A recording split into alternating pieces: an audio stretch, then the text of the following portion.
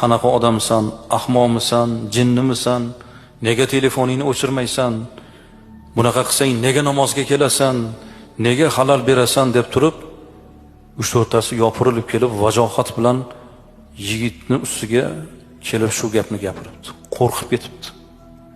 Chunki u bilmay qoldi. Yodidan ko'tarildi o'chirish.